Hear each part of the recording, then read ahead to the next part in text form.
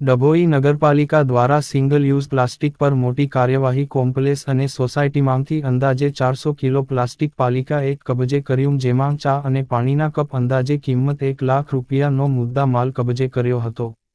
ડભોઈ શહેરની જાહેર જનતાને તેમજ હોલસેલ તથા રિટેલર અને છૂટક ધંધો કરતા વેપારીઓને ડભોઈ નગરપાલિકાના ચીફ ઓફિસર દ્વારા તાજેતરમાં જાહેર જોગ આ સૂચનાથી જાણ કરવામાં આવી હતી. નગરજનો તથા વેપારીઓ દ્વારા સિંગલ યુઝ પ્લાસ્ટિકનો ઉપયોગ કરવામાં આવી રહ્યો છે તેને લીધે પર્યાવરણ પર ગંભીર અસરો જોવા મળી રહેલ છે અને સ્વાસ્થ્ય પર પણ અસરો વર્તાય છે જેથી સરકારશ્રી દ્વારા આવા પ્લાસ્ટિક ઉત્પાદનોને પ્રતિબંધિત જાહેર કરેલ છે જે સિંગલ યુઝ પ્લાસ્ટિક તેમજ બલ્ક વેસ્ટનો ઉપયોગ તાત્કાલિક બંધ કરવા જણાવવા આવ્યું હતું. આજરોજ નગરપાલિકાના કર્મચારીઓ અધિકારીઓ દ્વારા ગાયત્રી કોંગ્રેસ સોસાયટીમાંથી અંદાજે 400 કિલો ચા અને પાણીના કપ સિંગલ યુઝ પ્લાસ્ટિક આશરે રૂપિયા 1 લાખનો મુદ્દા માલ જપ્ત કરવામાં આવ્યો હતો. સરકારે ભારતમાં સિંગલ યુઝ પ્લાસ્ટિક પર પ્રતિબંધ મૂકવામાં આવ્યો હતો જેનો કડક અમલ ડભોઈ નગરપાલિકા દ્વારા કરવામાં આવ્યો હતો. રિપોર્ટર અફઝલ રજા ખત્રી, GPK ન્યૂઝ.